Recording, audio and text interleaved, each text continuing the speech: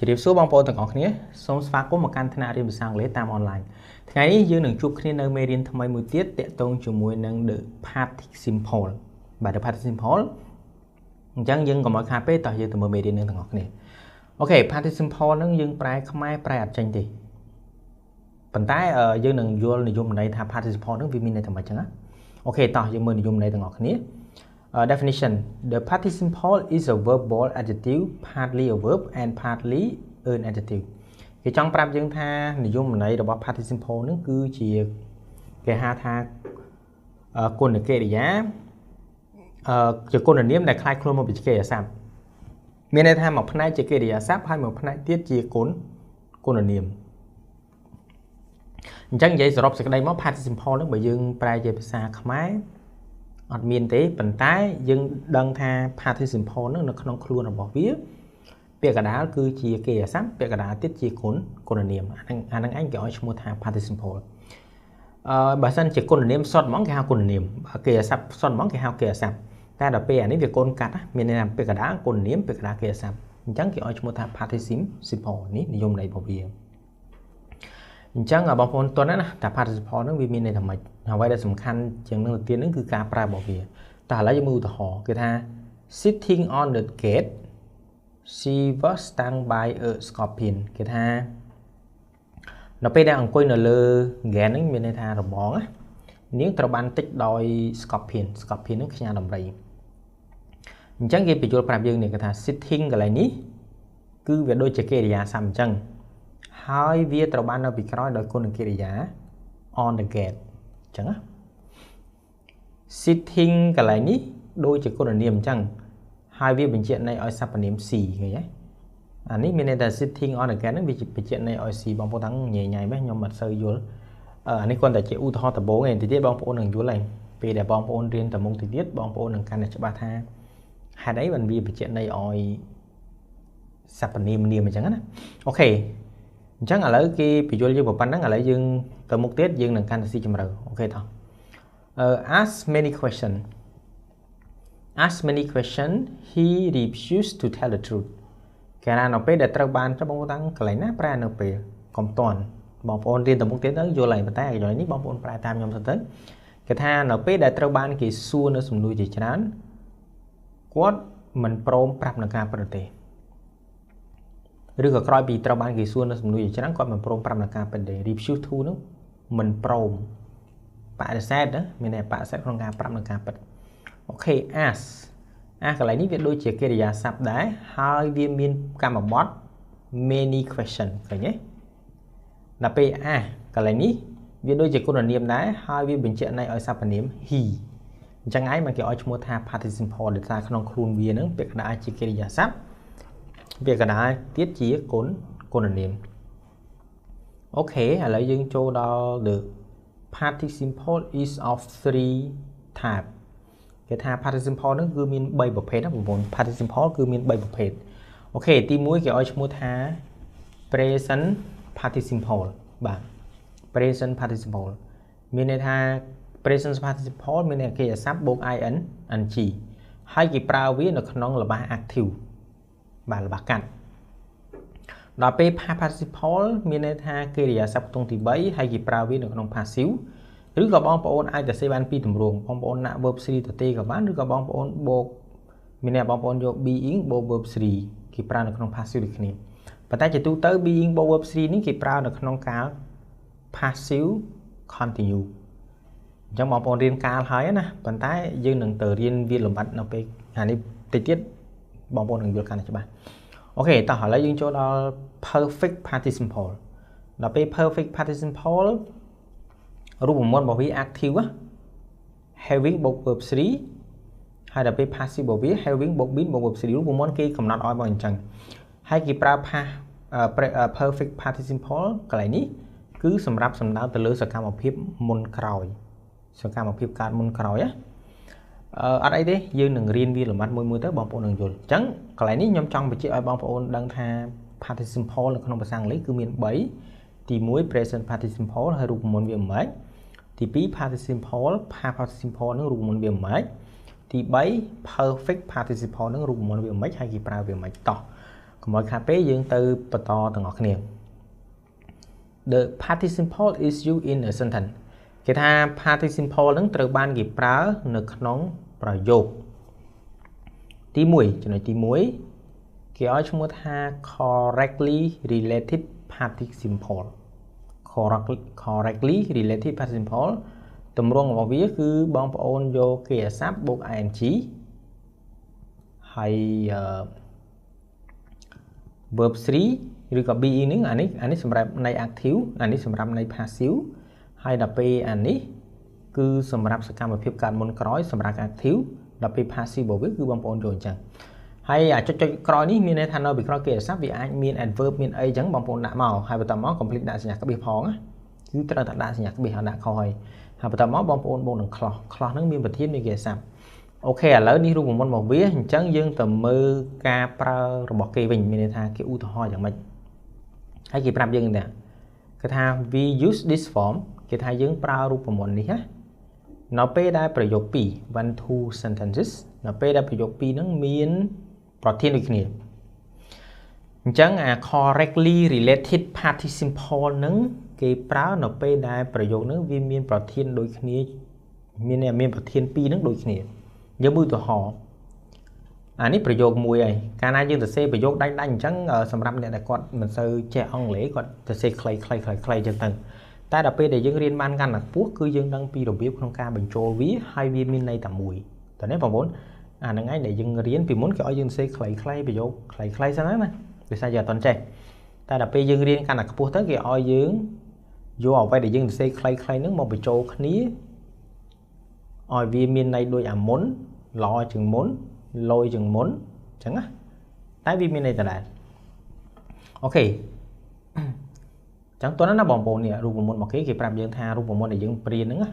គឺគេប្រើនៅពេលដែលប្រយោគ2ហ្នឹងវាមានប្រធានដូចគ្នាឧទាហរណ៍ក្មេងប្រុសនេះឮសំឡេងណយសំឡេងរំខានក្មេងប្រុសនេះក៏ភ្ញាក់ឡើងអញ្ចឹងឥឡូវយើងមើលពាក្យ boy ក្មេងប្រុសនិងក្មេងប្រុសពាក្យហ្នឹងគឺវាមានន័យដូចគ្នាត្រូវទេអញ្ចឹងកាលណា sentence ហ្នឹងវាមាននាមដែលវាមានប្រធានដូចគ្នាចំនួន2អញ្ចឹងគឺបងប្អូនអាចកាត់វាបានណាបាទបងប្អូនអាចកាត់វាបានប្រយោគ2នេះមួយណាកើតមុនគឺវាកើតបន្តបន្ទាប់គ្នាកាលណាវាកើតបន្តបន្ទាប់គ្នាគឺបងប្អូនប្រើរូបមន្តនេះហ៎បងប្អូននេះហើយអានេះគឺសម្រាប់ passive អានេះ active ប្រយោគនេះ passive ឬក៏ active បងប្អូន active មែនទេអញ្ចឹងបើ active គឺយើងយក verb បូក ing មកគេថា hearing the noise គេថានៅពេលកន្លែងនេះបងប្អូនអាចប្រែថានៅពេលឬក៏ក្រោយពីណាកន្លែងនេះគេថានៅពេលដែលក្មេងប្រុសនឹងឮសំឡេងរំខានចាំបងប្អូនថានៅពេលដែលឮសំឡេងអត់ឃើញនៅពេលផងហើយឃើញក្មេងប្រុសផងការពិតប្រធានរបស់វាតែមួយតែគេកាត់ចោលអញ្ចឹងគេដាក់ ing ហើយដល់ពេលយើងប្រើជា correctly related participle ហ្នឹងអាកន្លែងគេអាស័ព្ទបូក ing ឬក៏ម្ដុំនេះនៅពេលឬក៏ក្រោយពីអញ្ចឹងណាមុនពេលអញ្ចឹងតែបងប្អូនមើលតាមប្រយោគគេថានៅពេលដែលឮសំឡេងរំខានក្មេងប្រុសហ្នឹងក៏ក្រោកឡើងឃើញទេស្រួលប្រែហើយបើសិនជាបងប្អូនអត់ដឹងទេបងប្អូនពិបាកប្រែណាការឮសំឡេងក្មេងប្រុសហ្នឹងក៏ភ្ញាក់ឡើងមិនការឮសំឡេងអ្នកខ្លះគាត់ធ្លាប់រៀនចរន្តទៅគាត់ប្រែចរន្តទៅតិចទៀតយើងរៀនដល់ចរន្តដែរអញ្ចឹងហ្នឹងគឺរបៀបគេប្រើរបៀបគេប្រើអញ្ចឹងរបៀបគេប្រែអញ្ចឹងមួយទៀត John ត្រូវបានជំរុញដោយភាពឃ្លាន John was driven by hunger ភាពអត់ឃ្លានគាត់ក៏បានលួចនំប៉័ងមួយដុំ he stole a loaf of bread អញ្ចឹងអាន័យនេះ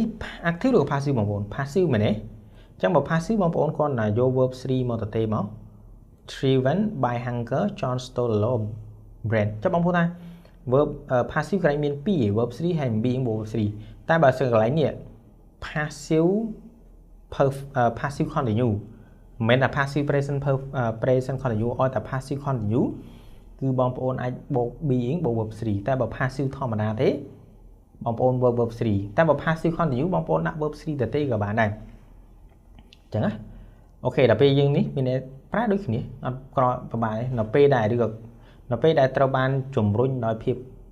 អត់ឃ្លានចនក៏បានលួចនំប៉័ងមួយដុំទៅមួយទៀត The Prime Minister had given lecture to the crowd he flew to Japan គេថាលោកនាយករដ្ឋមន្ត្រីនឹងបានផ្ដល់សន្ទរកថាទៅកាន់វងមនុស្ស given the speech a lecture នោះមានន័យថាសន្ទរកថាគាត់ក៏បានជិះយន្តហោះទៅកាន់ប្រទេសជប៉ុនបងប្អូនមើលពីនេះយើងមើលកាលពីនេះមួយណាកើតមុនការ past perfect កើតមុនអញ្ចឹងមានន័យថាកាលណាមានសកម្មភាពមុខក្រោយគឺបងប្អូនត្រូវប្រើរូបមន្តនេះហើយយើងមើលទៀតសកម្មភាពមុខក្រោយហ្នឹង active ឬក៏ passive ន័យនេះគឺន័យ active មែនទេអញ្ចឹងកាលណាន័យ active គឺបងប្អូនប្រើ having បូក verb 3បើ passive having បូក been បូក verb 3ឥឡូវយើងមើលទាំងអស់គ្នាគឺថា having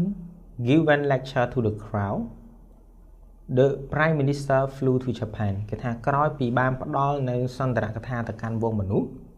លោកនាយករដ្ឋមន្ត្រីក៏បានជិះយន្តហោះទៅកាន់ប្រទេសជប៉ុនអញ្ចឹងយើងប្រែអញ្ចឹងកាលណាមានយើងមាន having បូក verb 3បងប្អូនប្រែក្រោយពីទៅអត់ងាយខុសទេហើយស្រួលស្ដាប់ដោយសារសកម្មភាពនេះយើងចង់បញ្ជាក់ថាសកម្មភាពនេះកើតឡើងមុនបើបងប្អូនអត់ចេះទេខ្ញុំជឿថាបងប្អូនប្រកាសជាប្រែថាការមានបានផ្ដល់ឲ្យមេរៀនការមានបានផ្ដល់ឲ្យមេរៀនឃើញអញ្ចឹងឃើញពេលដែលបងប្អូនរៀនកាន់តែខ្ពស់មានអារម្មណ៍ដែរមានអារម្មណ៍ថាអង់គ្លេសពេលដែលបងប្អូនអត់ចេះរូបមន្តណាអត់ចេះ structure អត់ចេះ grammar អត់ចេះស្អីនឹងថារូបមន្តអីវេយ្យាករណ៍អីហ្នឹងគឺខ្ញុំហ៊ានធានាថាបងប្អូនរៀនទៅពិបាកហ្មងហើយវែងហ្មងអានេះខាងដូចធ្វើផ្ទះអត់គ្រឹះបាទដល់ពេលដល់ថ្ងៃមួយវាលុបមកវិញហ្មងអូខេតោះយើងចូលដល់មួយចំណុចទៀត After John had been hit he was sent to the hospital គេថាក្រោយពី John ហ្នឹងត្រូវបានគេវាយយ៉ាងដំណំគាត់ក៏ត្រូវបានគេបញ្ជូនទៅមន្ទីរពេទ្យអញ្ចឹងកន្លែងនេះគឺបងប្អូនអាចដាក់ having been hit ឃើញអានេះនៃ passive មែនទេយើងយកកន្លែងនេះដោយសារនេះវាសកម្មភាពកើតមុនក្រោយហើយតែយើងនឹងកើតមុនក្រោយដោយសារ past perfect វាកើតមុន past simple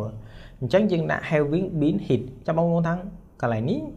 ដោយសារវាមានពាក្យ after បងប្អូនដាក់មកវិញមកបើវាមានពាក្យ when បងប្អូនដាក់មកវិញមកប៉ុន្តែពេលបងប្អូនរៀនទៅមុខទៀតយើងនឹងយល់កាន់តែច្បាស់ហើយប៉ុន្តែអានេះបងប្អូនដូងតិចចឹងទៅអញ្ចឹងបងប្អូនយល់ហើយណា correctly relative past simple ហ្នឹងគេប្រើនៅពេលណាសម្រាប់ប្រធានប្រយោគដែលមានប្រធានដូចនេះអូខេអញ្ចឹងឥឡូវយើងចូលដល់ចំណាំ note the correctly relative past simple ហ្នឹងណាយើងប្រែអត់ចាញ់ទេ correctly relative past simple នេះយើងមិនបាច់ប្រែថា past simple ដែលត្រូវបានគេតភ្ជាប់យ៉ាងត្រឹមត្រូវមិនបាច់ទេមានន័យថាយើងគ្រាន់តែដឹងថា correctly relative past simple ហ្នឹងគេប្រើនៅពេលណាអូខេ correctly relative past simple ហ្នឹងអាចត្រូវបានគេប្រើ in place of ប្រែថាជំនួសបាទនៅជំនួស correctly relative past simple ហ្នឹងអាចត្រូវបានគេប្រើជំនួស adverbial clause of time អនុប្រយោគជាគុណកិរិយាបញ្ជាក់ពីពេលវេលាអនុប្រយោគជាគុណកិរិយាបញ្ជាក់ពីពេលវេលាហ្នឹងវាយ៉ាងម៉េចវានាំមុខដោយ conjunction ដែលនាំមុខ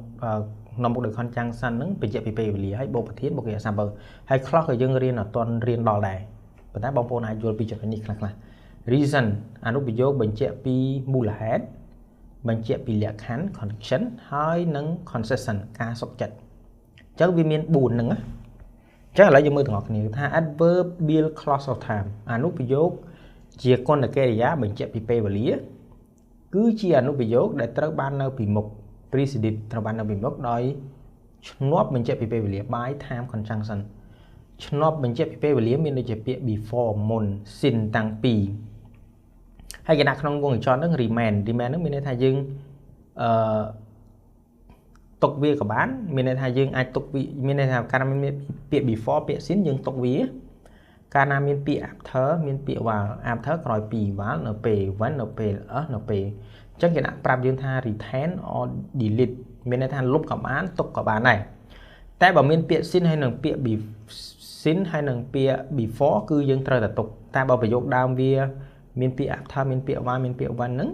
គឺបងប្អូនលុបក៏បានមិនលុបក៏បានដែរនេះដូចចំណុចនេះបងប្អូនចង់លុបមកលុបក៏បានទុកក៏បានដែរប្រយោគនេះបើសិនបងប្អូនសរសេរមកវិញបងប្អូនដាក់ថា having been hit មកក៏បានដែរគេយល់ហើយអូខេតោះឥឡូវយើងចូលដល់ឧទាហរណ៍ Before a student chooses a college he or she should consider several factors គេថាមុននឹងកូនសិស្សជ្រើសរើសមហាវិទ្យាល័យគាត់ឬក៏នាងគួរតែពិចារណានៅកត្តា 4-5 should consider several factors អញ្ចឹងឥឡូវយើងមើលឧទាហរណ៍ប្រយោគហ្នឹងហើយបន្តមកគេកាត់ណា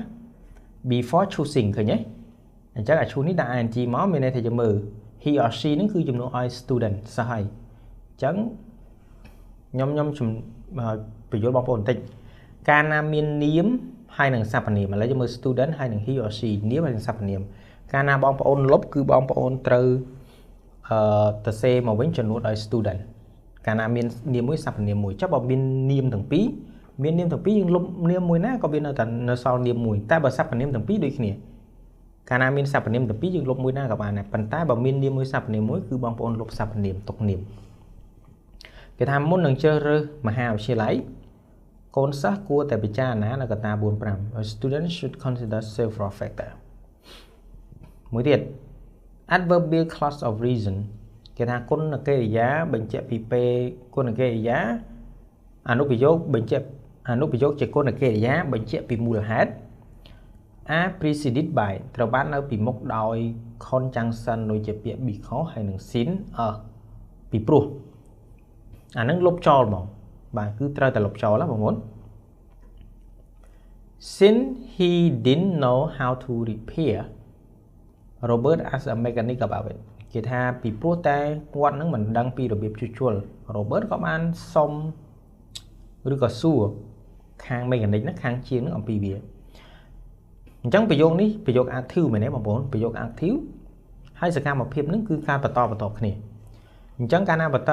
គ្នាហើយប្រយោគ active ហើយបដិសេធទៀតបដិសេធគឺបងប្អូនគាត់ថែម not ពីមុខនឹងមកហើយគេអាសាបូក ing មក not knowing how to repair his car ហើយ complete comma ផងណា Robert asked a mechanic about it ហើយបងប្អូនថាចុះបើគេលុប sin នឹងចោលឬក៏ because នឹងចោលខ្ញុំមិនដឹងថាប្រែតែពីព្រោះបងប្អូនចង់ដឹងថាវាប្រែតែពីព្រោះបងប្អូនមើលប្រយោគពីរនឹងវាបញ្ជាក់ពីមូលហេតុអត់វាផ្ទុយគ្នាអត់ហៅមកថាគាត់ទៅសួរ mechanic អំពីវាហេតុអីគេសួរហេតុអីបានសួរពីព្រោះតែគាត់មិនដឹងពីរបៀបក្នុងការជួសជុលឡាន his car អញ្ចឹងទៅ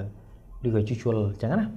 តោះនេះបងប្អូនអញ្ចឹងបងប្អូនមើលប្រយោគពីរហ្នឹងទៅហើយបងប្អូនបកអាប្រយោគ main clause វាហ្នឹង Robert asked a mechanic about it ហ្នឹង main clause អញ្ចឹងបងប្អូនប្រែអាហ្នឹងទៅហើយបងប្អូននឹងដឹងថាអូខាងមុខហ្នឹងគួរតែដាក់អីគេពីព្រោះឬក៏យ៉ាងម៉េចឬក៏នៅពេលអូខេមួយទៀត clause of condition អនុប្រយោគបញ្ជាក់ពីលក្ខខណ្ឌ are preceded by if ប្រយោគអនុប្រយោគបញ្ជាក់ពីលក្ខខណ្ឌត្រូវបាននៅពីមុខដោយពាក្យ if ហ្នឹងគឺយើងលុបក៏បានទុកក៏បានដែរ delete or retain អញ្ចឹងឧទាហរណ៍ប្រសិនបើអ្នកគោរពទៅតាមដំបូន្មានរបស់ខ្ញុំអ្នកនឹងទទួលបាននៅវត្ថុបំណងរបស់អ្នក you will gain your object កន្លែងនេះប្រែថាវត្ថុបំណងមិនមែនកម្មបត្តិទៀតទេ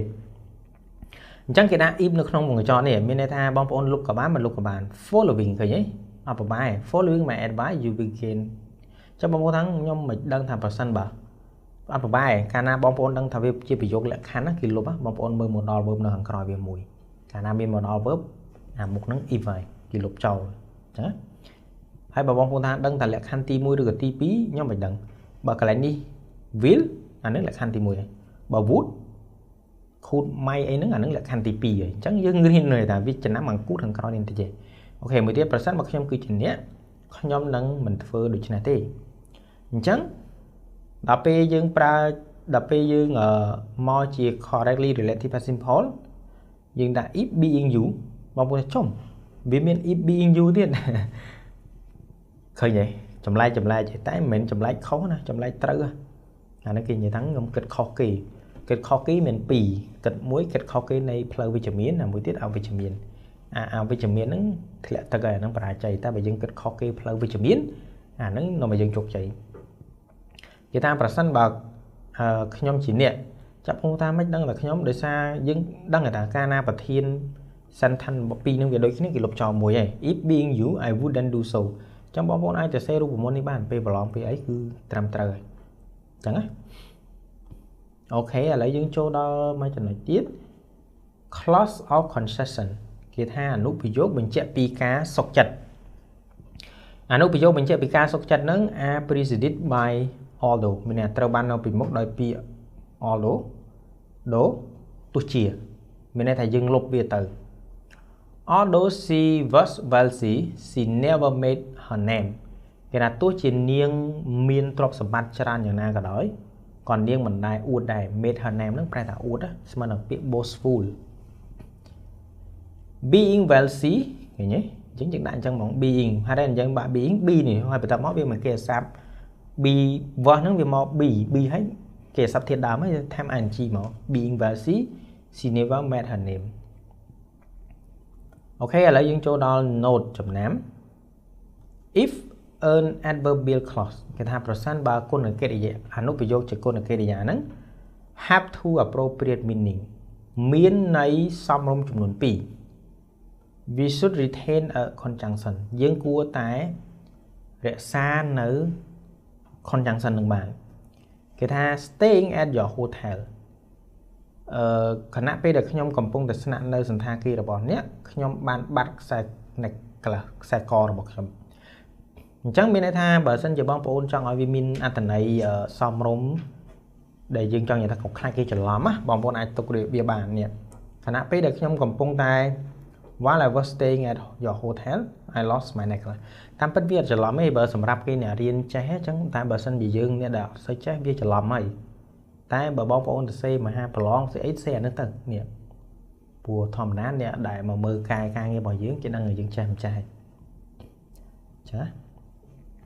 because I stay at your hotel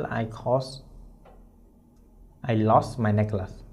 អូខេកន្លែងនេះខ្ញុំសរសេរខុសបងប្អូន lost មិនខុសហើយ lost LOST អូខេអញ្ចឹងយើង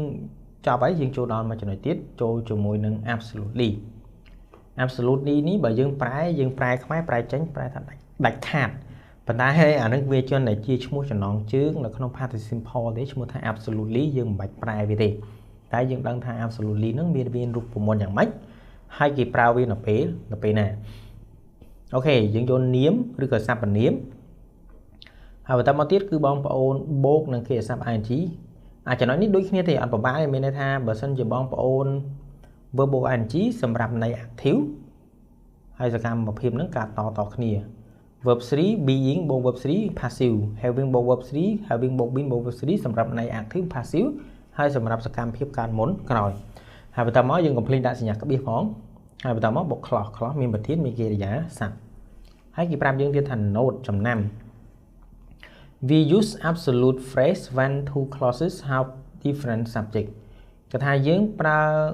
absolute phrase អានេះក៏ឈ្មោះថា absolutely phrase ហ្នឹងណានៅពេលដែលអនុប្រយោគពីរមានប្រធានខុសគ្នា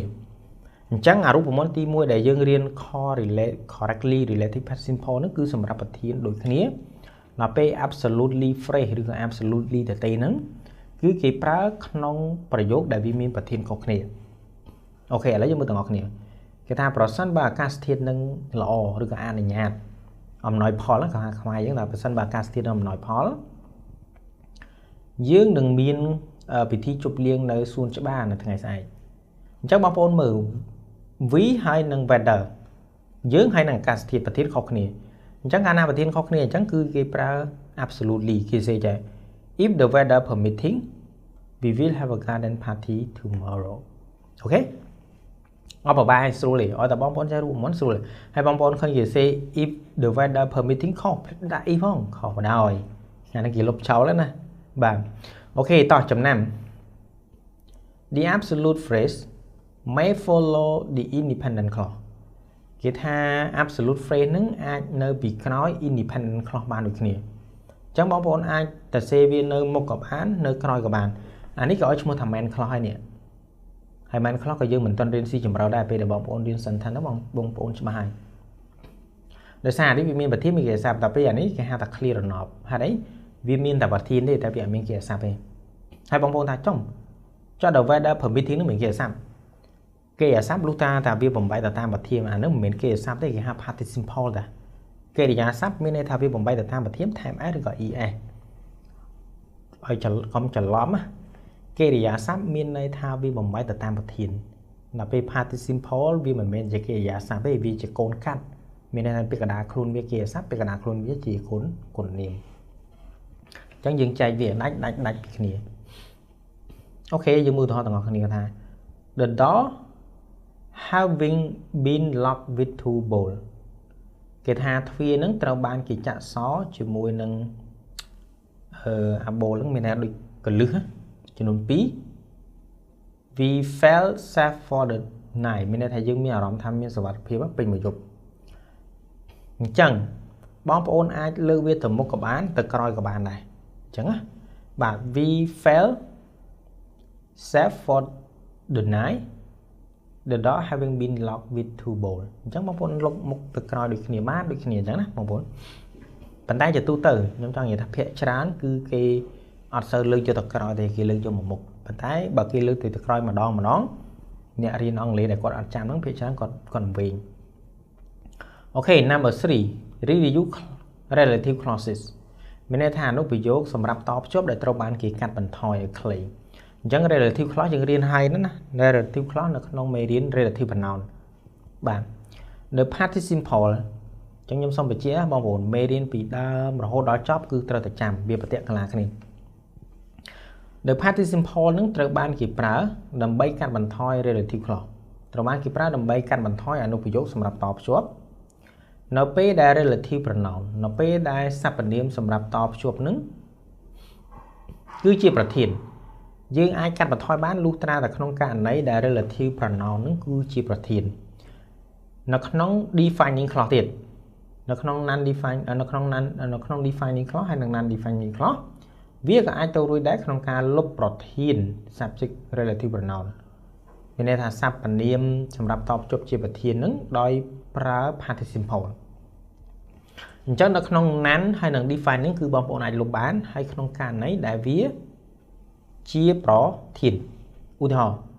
there were many people who were standing in front of your house your home គេថាមានមនុស្សជាច្រើនដែលកំពុងតែឈរនៅពីមុខផ្ទះរបស់អ្នកអញ្ចឹងបងប្អូនឃើញខ្ញុំដាក់ត្រេចុចនៅខាងក្រោមទេអាហ្នឹងឯងគេឲ្យឈ្មោះថា relative clause ទាំងអស់នេះគេឲ្យឈ្មោះថា relative clause យើងដឹងថា clause មានប្រធានមានគេស័ព្ទដល់ពេល relative pronoun អ្នក who នេះបើយើងនិយាយមួយម៉ាត់ relative pronoun គឺ who ដល់ពេលចាប់ពី who ទៅទាំងអស់ហ្នឹងគេឲ្យឈ្មោះថា relative clause ដែល clause នាំមុខដោយ relative pronoun ច្បាស់ណាអូខេឥឡូវយើងចូលដល់មួយទៀតគេថា there were many people គេថាមានមនុស្សជាច្រើន standing in front of your home ឃើញទេគេកាត់ចោលហើយគេអាស័ព្ទហ្នឹងនៅតែដាក់ ing ទោះជាការ continue ក៏ដោយការ continue ក៏នឹងដាក់ ing ចុះបងប្អូនថាចប់ពេលដែលខ្ញុំពលាតមកវិញខ្ញុំមិនដឹងតែការ continue បងប្អូនមើលទៅថាកំពុងឬក៏មិនកំពុងបងប្អូនថាមិនកំពុងទេពលាតមកធម្មតាក៏អីដែរសំខាន់ឲ្យតែត្រូវកាលត្រូវវេយ្យាករណ៍គេអូខេមួយទៀត my father who work for the ministry defense គេថាឪពុករបស់ខ្ញុំដែលធ្វើការឲ្យក្រសួង ministry នោះមានន័យថាក្រសួងការពារជាតិ ministry defense ណាបានទៅប្រទេសបារាំង my father working for the ministry defense have gone to France មានន័យថាឪពុករបស់ខ្ញុំដែលធ្វើការឲ្យក្រសួងការពារជាតិនោះបានទៅប្រទេសបារាំងអញ្ចឹងវាអត់បបាយមែនទេគាត់តែលុប relative pronoun មួយនោះគេឲ្យស័ព្ទ time ing មកចប់ហ្មងបាទគេថា note ចំណាំ when the relative clause is the continuous we omit the relative pronoun and the finite verb be គេថាប្រាប់យើងថាចំណាំនៅពេលដែល relative clause គឺជាការ continue យើងលុប relative pronoun ហើយនឹងកិរិយាសព្ទ8តាមប្រធាននឹង be ចេញមានន័យថាបើសិនជាវាការ continue បងប្អូនណាការ continue មានន័យថាវាមាន to be បូក ing អញ្ចឹងបងប្អូនលុបប្រធាន relative pronoun ចេញនឹងហើយបន្តមកលុបនឹង to be ចេញហើយទុកតែ ing ទៅបានហើយ my mother who is writing a play is a breadwinner គេថាម្ដាយរបស់ខ្ញុំដែលជាអ្នកសរសេររឿងល្ខោន right play នឹងនាមប្រែថារឿងល្ខោនណាគឺជាមេផ្ទះ breadwinner នឹងប្រែថាមេផ្ទះណាបាទអញ្ចឹងដល់ពេលនេះយើងលុបមកធម្មតាមកបងប្អូននេះរបៀបលុបហើយប្រែដូចគ្នាមួយទៀតម្ដាយបុរសដែលកំពុងតែត្រូវបានគេសម្ភាសនៅពេលនេះអានេះ present passive present perfect passive present continue passive present continue គេថាបុរសដែលកំពុងតែត្រូវបានគេសម្ភាសនៅពេលនេះគឺជាប្រធាននៅ Red Bank មានន័យថាបរិបទដែលកំពុងត្រូវបានគេសម្ភាសហ្នឹងគាត់គឺជាប្រធាននៅ Red Bank the man being interview ឃើញទេតែច្រឡំទៅប្រែអីគេ being សភាវៈតែបងប្អូនទៅប្រែបរិបទសភាវៈសម្ភាសមែនទេណាបរិបទដែលត្រូវបានគេសម្ភាសអញ្ចឹងបងប្អូនឆ្ងល់ថាហេតុអីមិនគេដាក់ being បូក 3 ដោយសារតែនេះវាការ continue passive continue អញ្ចឹង being បូក verb 3ហ្នឹងត្រូវហើយចាំបងប្អូនថាបើខ្ញុំមិនដាក់ being បានទេបានដូចគ្នាប៉ុន្តែបើសិនជាក្នុងករណីឲ្យតែ passive continue មិនថា present continue passive present perfect continue passive ឲ្យតែ passive continue គឺបងប្អូនបូក being បូក verb 3សម្រាប់សកម្មភាពដែលស្របគ្នាបើសម្រាប់សកម្មភាពដែលកើតមុនក្រោយគឺបងប្អូនយកអារូបមន្ត having អីហ្នឹងទៅអូខេតោះណាអូខេឥឡូវយើងចូលដល់មួយទៀតថា note ចំណាំ if the antecedent of the relative pronoun is preceded by superlative គេថាប្រសិនបើបុព្វនាម antecedent បុព្វនាមរបស់ relative pronoun យើងរៀនហើយអស់ណាអញ្ចឹងបងប្អូនច្បាស់ទៅមើលមេរៀនមុនវិញគេថាប្រសិនបើបុព្វនាមរបស់ relative pronoun ហ្នឹងនាមដែលនៅពីមុខ relative pronoun ដែលតឲ្យហ្នឹងត្រូវបាននៅពីមុខដោយទំហៀបផ្ដាច់ចំនួនរៀប ordinal number ចំនួនរៀបហ្នឹង1 2 3 4 5ទំហៀបផ្ដាច់ក៏យើងរៀនហើយនឹងពាក្យដទៃទៀតដូចជាពាក្យ same ដូចគ្នា only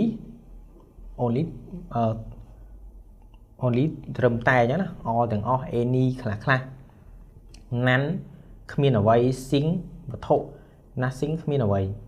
អញ្ចឹង the participle ហ្នឹងมันអាចត្រូវបានគេប្រើដើម្បីកាត់បន្ថយអនុប្រយោគទេគេប្រាប់យើងកាលណាមានអាពាក្យទាំងអស់នៅពីមុខ antecedent របស់ relative pronoun ដែលវាបញ្ជាក់ន័យឲ្យហ្នឹងគឺគេអត់កាត់ទេទោះបីជាណាក៏ដោយយើងក៏កាត់អនុប្រយោគដោយប្រើ to infinitive វិញមានន័យថាយើងអាចប្រើ participle ដោយ verb បូក ing ទេប៉ុន្តែយើងកាត់បានដោយប្រើ to infinitive វិញមានន័យថាដាក់ to បូក verb វិញឥឡូវយើងមើលឧទាហរណ៍ទាំងអស់គ្នា John គឺជាវិជ្ជបណ្ឌិតទី1ឃើញទេបងប្អូននេះដោយសារវាមានចំនួនចំនួនរៀបនៅពីមុខ antecedent doctor នេះក៏ឲ្យឈ្មោះថា antecedent បុព្វនាមដែល relative pronoun បញ្ជាក់ន័យឲ្យគ្នាគេថា John គឺជាវិជ្ជបណ្ឌិតទី1ដែលបានជួយខ្ញុំអញ្ចឹងបងប្អូនអត់ឲ្យកាត់អញ្ចឹងទេ John was the first doctor helping me ខុសបណ្ដោយអញ្ចឹងគេបញ្យល់យើងនៅខាងលើនេះហើយអញ្ចឹងណាអញ្ចឹងយើងកាត់ចា John គឺជាវិជ្ជបណ្ឌិតទី1ដែលជួយខ្ញុំ to help me ស្រួលទេណាមួយទៀត the most important subject មុខវិជ្ជាដែលសំខាន់បំផុតដែលត្រូវបានបង្រៀននៅទីនេះគឺវិស័យទេសចរណ៍ is tourism the most important subject to be taught here is tourism គេថាមុខវិជ្ជាដែលសំខាន់បំផុតដែលត្រូវបានគេបង្រៀននៅទីនេះគឺវិស័យទេសចរណ៍អញ្ចឹងសម្រាប់នៃ passive បងប្អូនសម្រាប់នៃ passive គឺបងប្អូនយក to be បូក verb 3អាហ្នឹងសម្រាប់នៃ passive ហើយសម្រាប់សកម្មភាពហ្នឹងក៏តគ្នា to be បូក verb 3ណាបងប្អូនរូបមន្តរបស់វាគឺ to be បូក verb 3អញ្ចឹងហ្មងអញ្ចឹងអត់បំបែកទេ verb 3ហ្នឹងគឺអត់បំបែកចឹងណាគឺ to be បូក verb 3ហ្មងអូខេអញ្ចឹងយើងមើលមួយទៀតmy father taught my first teacher លោកគ្រូទី1របស់ខ្ញុំឬក៏លោកគ្រូដំបូងរបស់ខ្ញុំដែលបានបង្រៀនអង់គ្លេសអស់រយៈពេល5ខែហ្នឹងណា who had taught English for 5 months went to France in 1989 មានន័យបានទៅប្រទេសបារាំងក្នុងឆ្នាំ1989អញ្ចឹងបងប្អូនមើលសកម្មភាពនេះបានបង្រៀនមុនឬក៏ទៅបារាំងមុនបានបង្រៀនមុនហ្នឹងការ past perfect អញ្ចឹងកាលណាបងប្អូនបងប្អូនម៉ូដូចចេះ my first teacher អញ្ចឹងបងប្អូនយក to ហើយបន្តមកបូក have បូកទង់ទី3ណាបងប្អូនយក to ហើយបូក have ក៏ពិតមិនអាន have and have បាទហើយបន្តមកបងប្អូនបូកគេស័ព្ទទង់ទី3ចាអានឹងសម្រាប់នៃ active ដល់ពេល passive បងប្អូនយកនេះបងប្អូនកាលណា passive គឺបងប្អូនយកចាបូក been បូក verb 3ហើយកន្លែងនេះខ្ញុំតែបងប្អូនអស់ហ្មងទៅ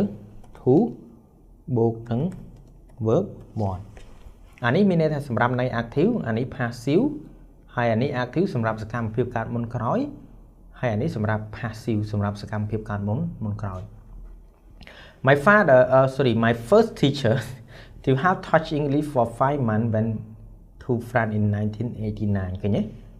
លោកគ្រូដំបងរបស់ខ្ញុំដែលបានបង្រៀនឃើញទេដែលបានបង្រៀនភាសាអង់គ្លេសអស់រយៈពេល3ខែឃើញទេអានេះ have ហើយបូក verb 3មកចប់អញ្ចឹងណាអូខេឥឡូវយើងមើលមួយទៀតច្បាស់ណាបងប្អូនចំណុចទី4ចំណុចទី4មានន័យថា attributive attributive នឹងយើងប្រែខ្មែរនេះមានន័យថា as an adjective before a noun មានន័យថា attributive នឹងគឺសំដៅទៅលើគុណនាមដែលត្រូវបានគេដាក់នៅពីមុខនាមណា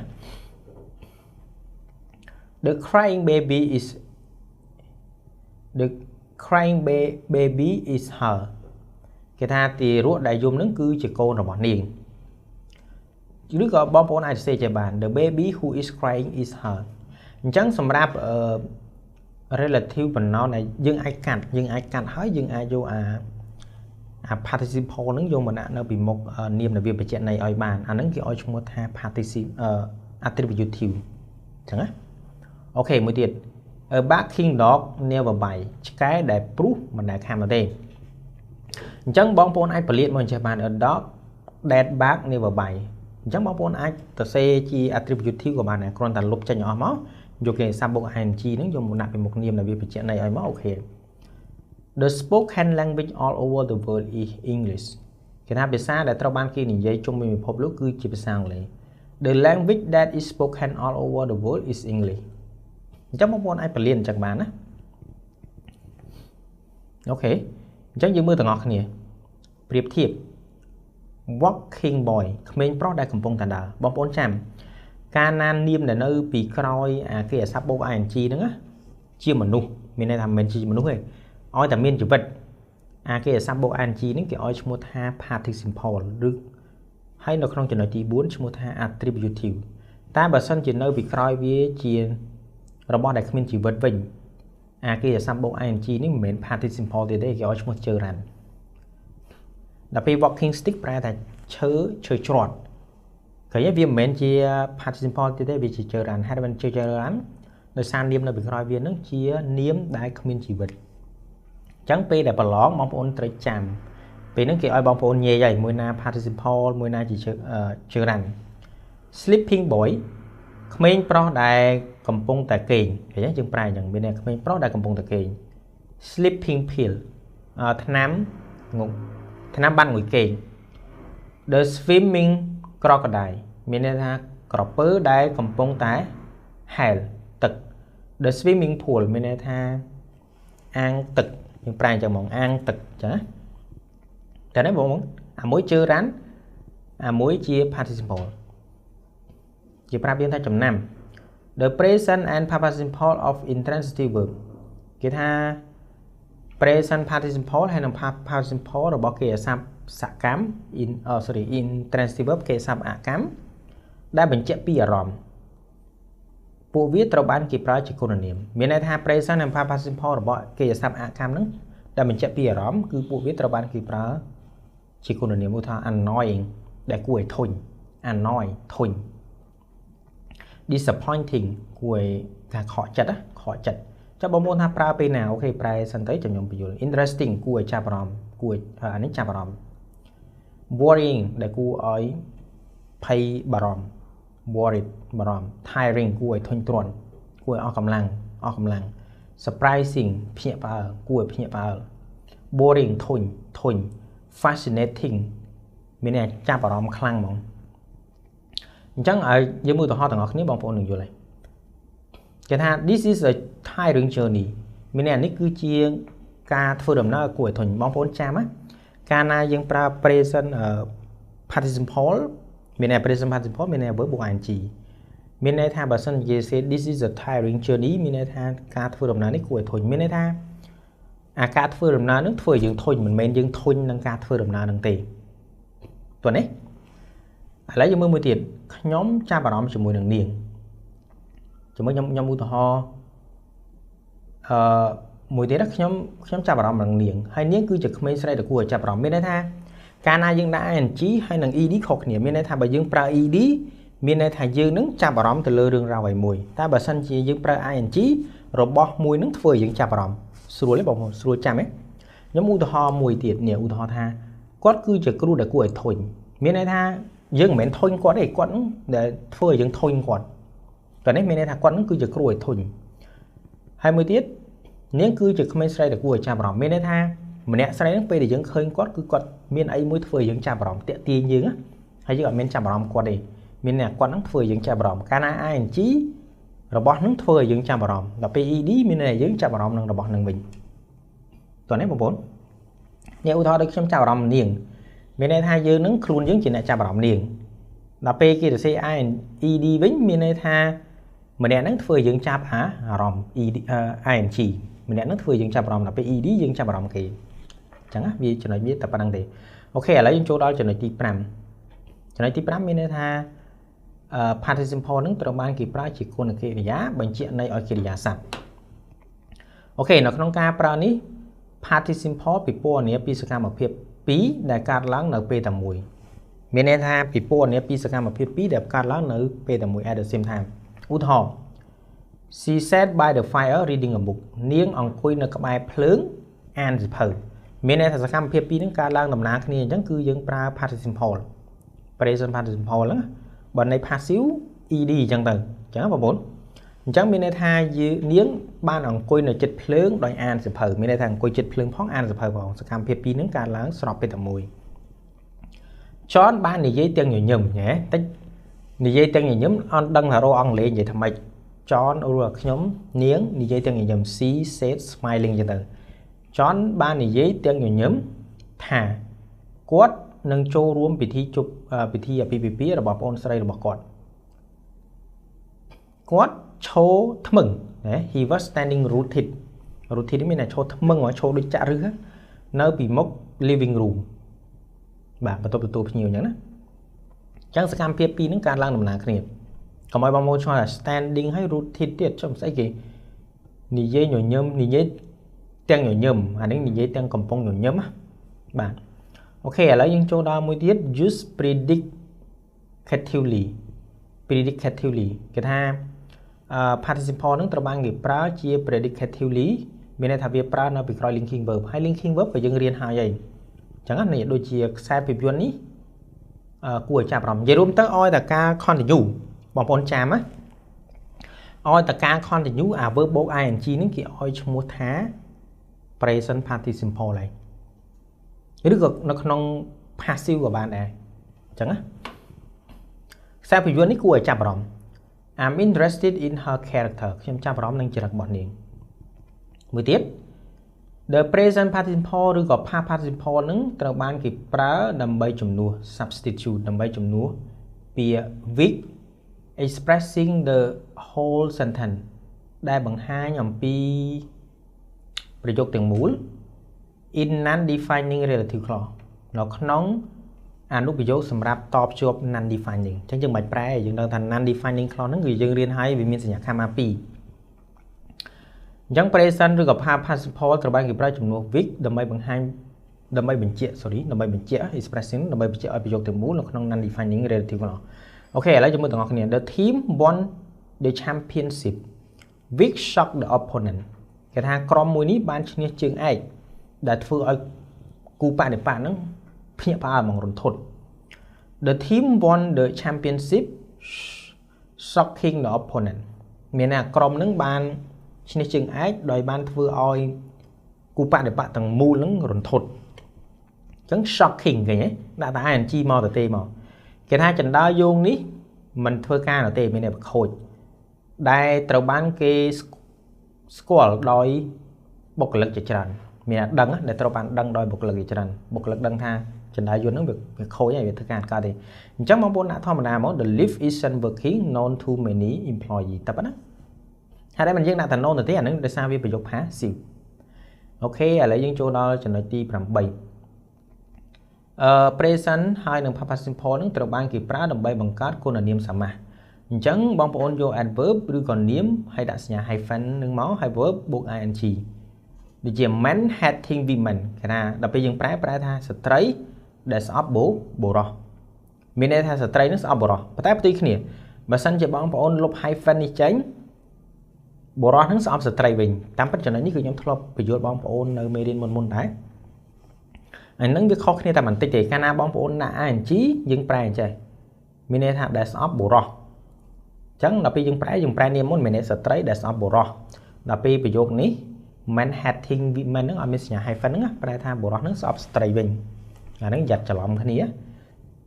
nine blooming flower ផ្កាដែលរីកនៅពេលយប់អញ្ចឹងបងប្អូនអាចបង្កើតខ្លួនឯងបានណា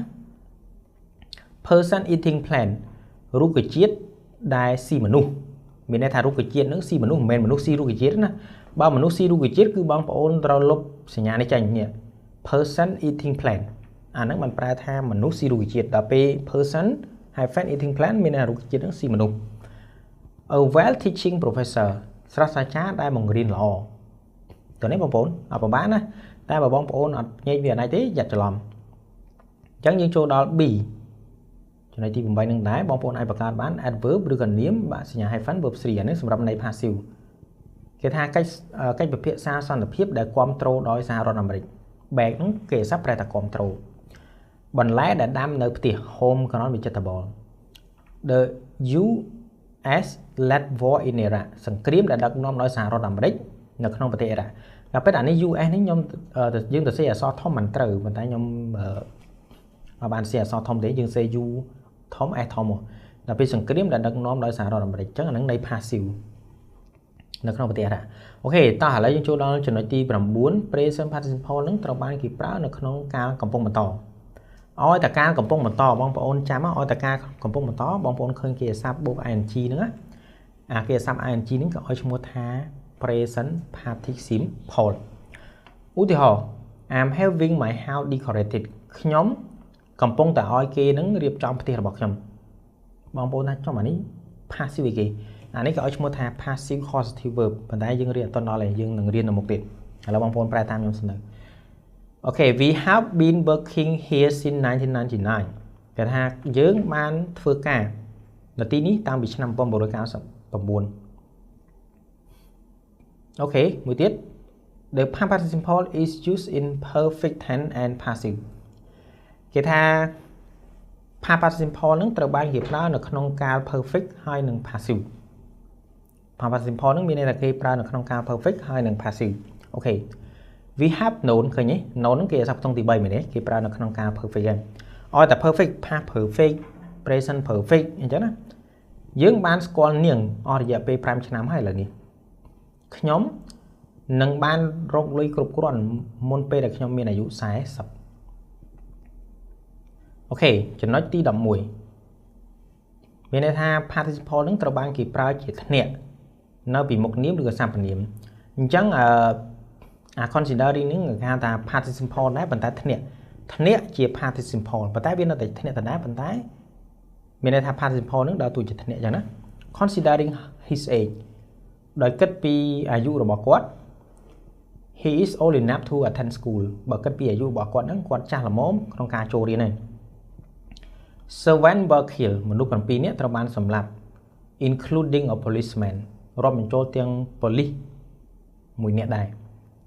he should take a responsible for himself given his age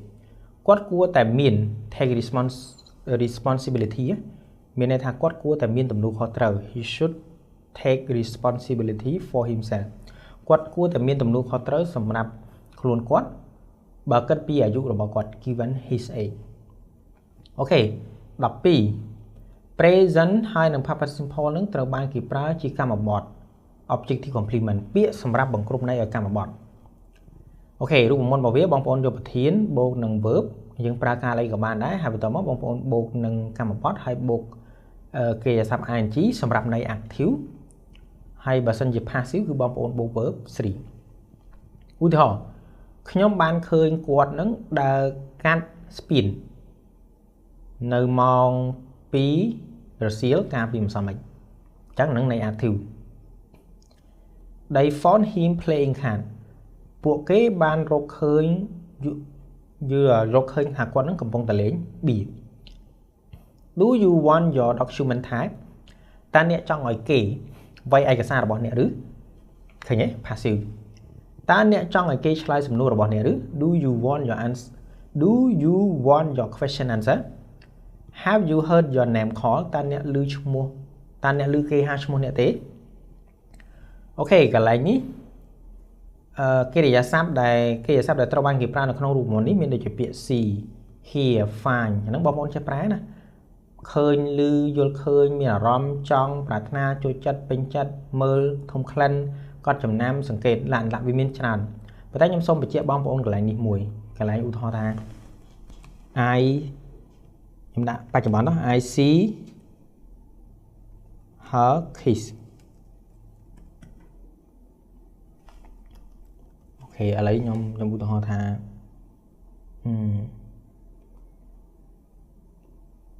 ខ្ញុំនិយាយចេះ him kiss her ហើយមួយទៀត I see him kissing her ខុសគ្នាមិនបងប្អូនអានេះ infinitive មានន័យថាខ្ញុំឃើញមកបងប្អូនដាក់ ing ក៏បានមិនបាច់ដាក់ ing ក៏បានប៉ុន្តែន័យខុសគ្នាត្រង់ថាខ្ញុំឃើញគាត់ថើបនាងថើបតែម្ដងឯង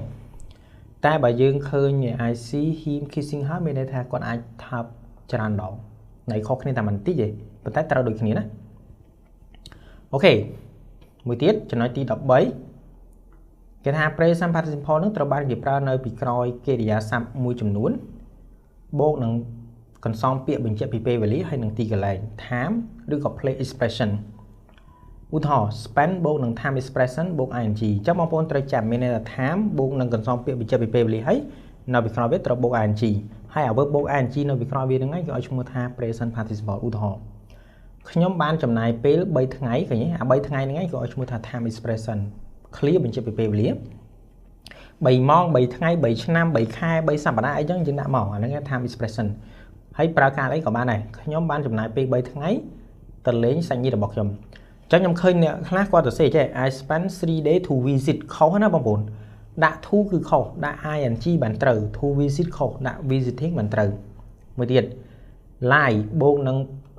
place expression កន្សំពាក្យបញ្ជាក់ពីទីកន្លែងហើយបូក ing នាងបានគេងឬក៏ដេកនៅលើឆ្នេរខ្សាច់ washing her dirty skin ដោយសម្អាតស្បែកប្រឡាក់របស់នាងឃើញណាអត់ដាក់ to ទេអត់ដាក់ to wash ទេដាក់ ing សូមបញ្ជាក់ទៀត have បូកនឹង difficulty បូកនឹង trouble ហើយតាមមកនៅពីក្រោយវាបូក ing ដាក់ to ក៏ខុសដែរបានតែ ing ទេហើយ ing នៅពីក្រោយវានឹងឯងគេឲ្យឈ្មោះថា present participle យើងមានបញ្ហាហើយបងប្អូនប្រើការនេះក៏បានដែរនេះការ present perfect មែនទេយើងមានបញ្ហាក្នុងការរៀនភាសាអង់គ្លេសចាមួយទៀត go បូក verb បូក ing សម្រាប់សកម្មភាពកំសាន្តកាលណា go នៅពីក្រោយវាបងប្អូនដាក់ to ក៏បានដាក់ verb ing ក៏បានតែបើសិនជា go នៅពីក្រោយវាបូក ing សម្រាប់សកម្មភាពកំសាន្ត leisure activity ឧទាហរណ៍ថា she always go fishing នាងតែងតែទៅស្ទូចត្រីដើម្បីកំសាន្តអញ្ចឹងគឺចង់មានន័យថាមិនមែនជាអាជីពទេគ្រាន់តែកំសាន្តមួយទៀត B នោះវាមាន am is are was were អីចឹងទៅហើយបន្តមកបូក busy បូក verb បូក ing អញ្ចឹងនៅពីក្រោយពាក្យ busy បងប្អូនកាលណានៅពីក្រោយពាក្យ busy គេអាសាប់ដាច់ខាតត្រូវតែ verb បូក verb បូក ing ដាក់ to infinitive ខុសប៉ុន្តែខ្ញុំឃើញគេនិយាយអូខេនិយាយបាន busy to work អីចឹងទៅ no busy working មិនត្រូវអមថាខ្ញុំរវល់ធ្វើលំហាត់របស់ខ្ញុំ I am busy doing my exercise អត់និយាយថា I am busy to do my exercise ទេខុសបងប្អូនតាំងស្ដាប់យល់ប៉ុន្តែវាអត់ត្រូវទេ busy នៅពីក្រោយវា verb បូក ing ហើយ verb បូក ing នៅពីក្រោយវាហ្នឹងគេឲ្យឈ្មោះថា present participle អូខេចង់បញ្ចប់មួយទៀតចំណុចទី14មានន័យថា participle ហ្នឹងត្រូវបានគេប្រើជាគុណកិរិយាដើម្បីបញ្ជាក់ឲ្យប្រយោគទាំងមូល to express the whole sentence ជាធម្មតាត្រូវបាននៅពីមុខដោយគុណកិរិយាអញ្ចឹងជាធម្មតាត្រូវបាននៅពីមុខដោយគុណកិរិយាឧទាហរណ៍ roughly predicting បើនេះទូទាយទៅ roughly predicting ណាមានន័យថាបើទូទាយបើតាមទូទាយ roughly predicting នោះមានន័យថាគិតតាមការទូទាយបងប្អូនឃើញ roughly នឹង adverb ទេអញ្ចឹងមានន័យថា present participle កន្លែងនេះវាដើរតួជាគុណកិរិយាបញ្ជាក់ន័យឲ្យប្រយោគទាំងមូលហើយនៅពីមុខវាមួយទៀតគឺជាធម្មតាគឺមាន adverb មួយទៀតមានន័យថាបើនិយាយអំពីបើគិតតាមការទូទាយ the distance from here to the station is 3 km ចម្ងាយពីទីនេះទៅកាន់ស្ថានីយ៍គឺមានចម្ងាយ3គីឡូ ok តកតងជាមួយនឹង participle របស់យើងគឺមានតែប៉ុណ្្នឹងទេហើយខ្ញុំជឿជាក់ថាបងប្អូនយល់វាកាន់តែច្បាស់ហើយបើសិនជាមានសំណួរបងប្អូនអាចសួរបន្ថែមហើយជាចុងក្រោយសូមអរគុណសូមជម្រាបលាបាទ